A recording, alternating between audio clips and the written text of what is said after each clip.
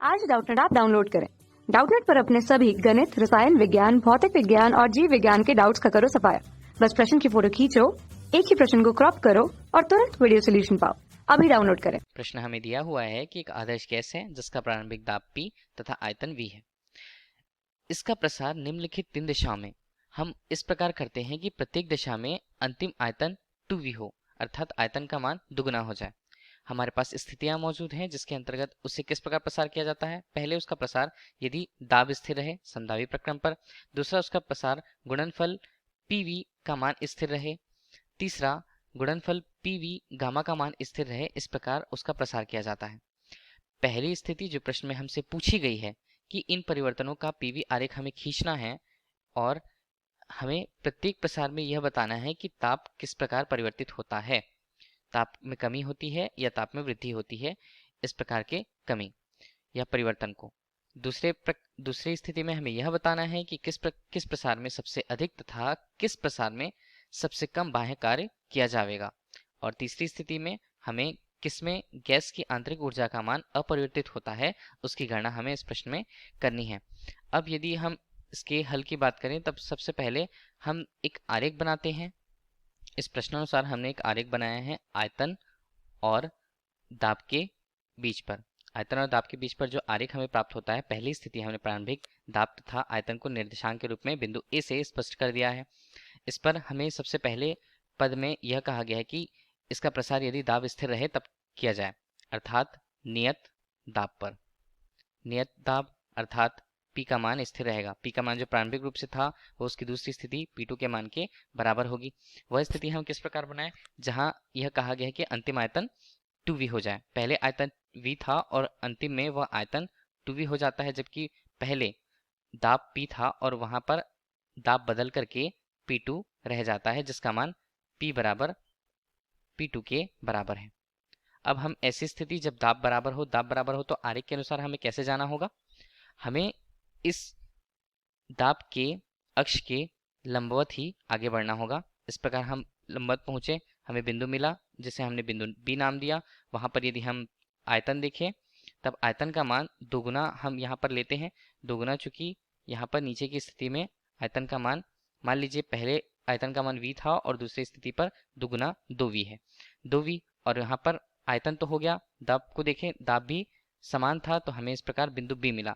इस प्रकार रेखा AB जो है नियत दाब पर उस गैस के प्रसार को बताता है।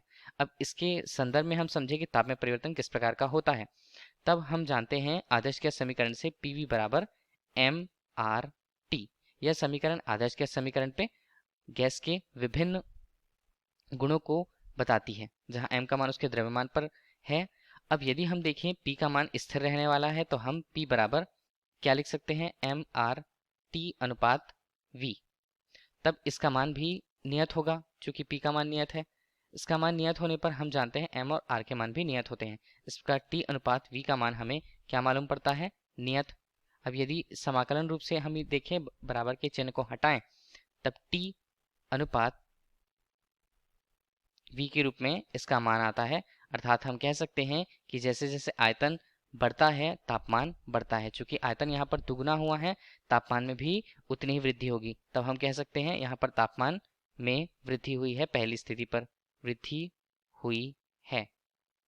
अब इसी प्रकार यदि हम दूसरे संदर्भ में बात करें कि प्रश्न में क्या दिया हो, प्रश्न में दूसरा पद दिया है कि यदि प्रसार गुणनफल PV का मान स्थिर रहे। इस प्रकार के प्रसार में इसे हम बिंदु 2 लेते हैं। प्रक्रम क्या है, PV बराबर स्थिर, मतलब नियतांक के रूप में इसका मान PV बराबर हम कह सकते हैं नियत है, C के मान के बराबर है। चूंकि इस स्थिति पर हम उसके प्रसार को देखें तब हम इसे कहते हैं समतापी प्रसार। समतापी प्रसार चूंकि एक PV का आदर्श गैस के समीकरण से भी देखते हैं, तब यहाँ पर मान लीजिए T का मान नियत है, यहाँ पर नियत के रूप में है समतापी प्रसार में।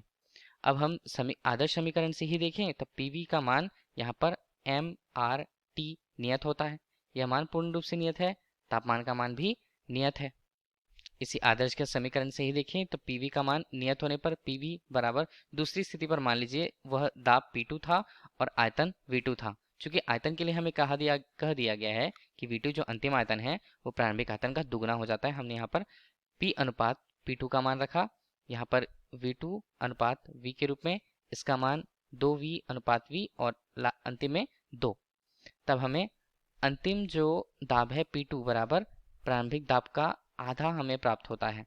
प्रारंभिक दाब का आधा मतलब हम यदि आरेख पर देखें तब हमारे पास यह आरेख मौजूद है। आरेख मौजूद है, P की स्थिति मान लीजिए यहाँ पर P बराबर है। P की आधी स्थिति कहाँ पे होगी? यहाँ पर कहीं P अनुपात 2 के रूप में। अतः हमें एक बिंदु मिला इसके आगे बढ़ाने पर, तब हमें इसका मान यहाँ पर बिंदु C के रूप में हम उसे देखते हैं। इस प्रकार प्रसार किस प्रकार हुआ है? जहाँ आयतन यहाँ पर दुगुना हुआ है, अब यहाँ पर यह रेखा हमें समतापी प्रसार को बताती है। समतापी प्रसार की स्थिति में दाब का मान आधा हो चुका है और आयतन का मान 2V जो है दुगुना हो चुका है। तब हम यह स्थिति AC के रूप में प्रस्तुत करेंगे। अब यहाँ पर हम लिख सकते हैं कि AC जो है रेखा AC रेखा द्वारा समतापी प्रसार।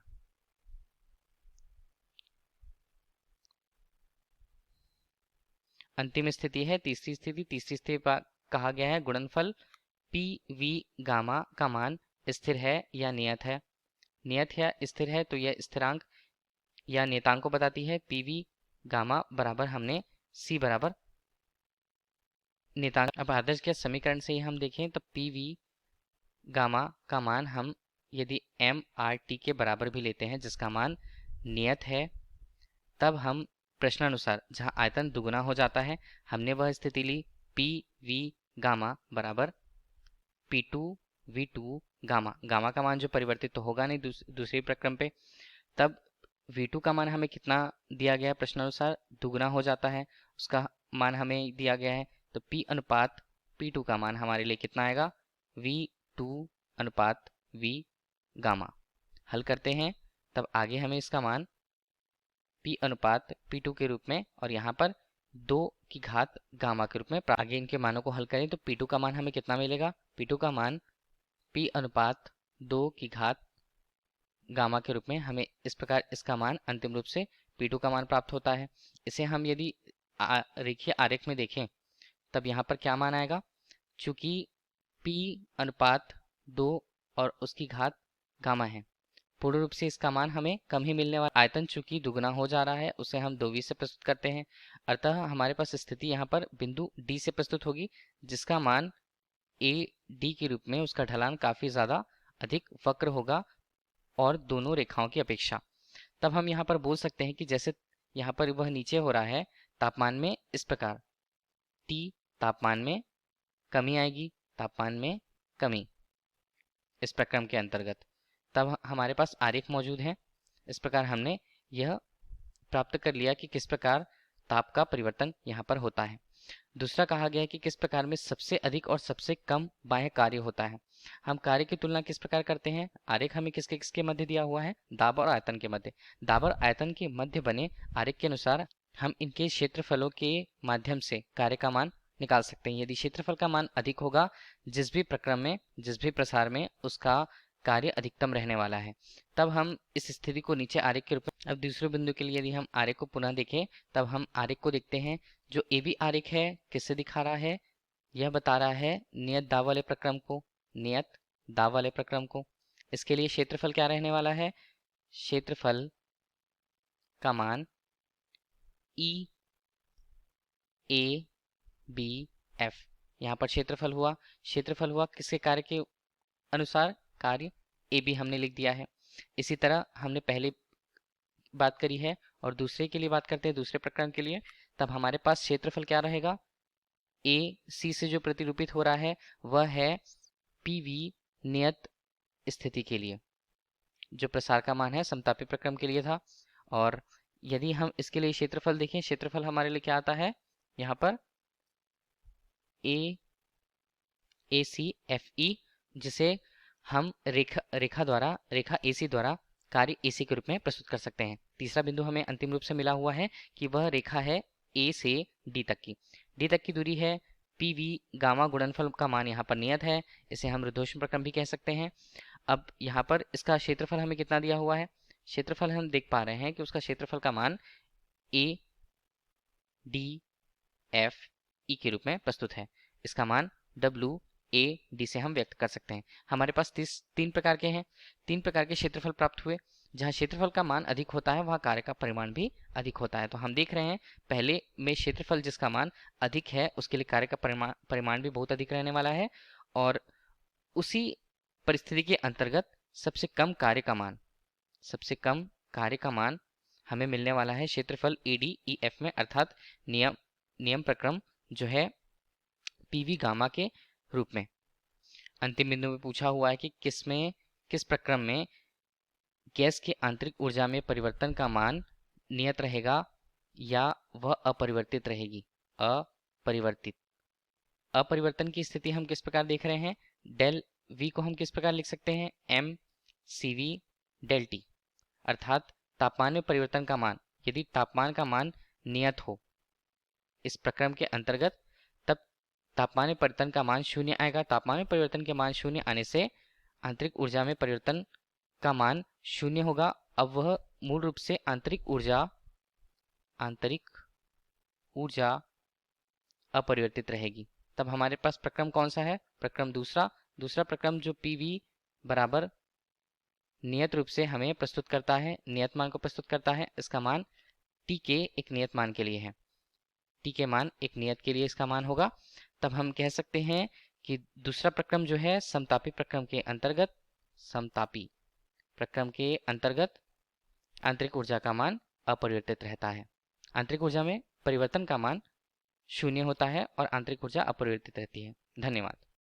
कक्षा 6 से 12वीं से लेकर नीट, IIT, JEE वो एडवांस के लेवल तक 1 करोड़ से ज्यादा छात्रों का भरोसा। आज ही डाउनलोड करें डाउटनेट ऐप या व्हाट्सएप करें अपने सारे डाउट्स 8400 400 400 पर।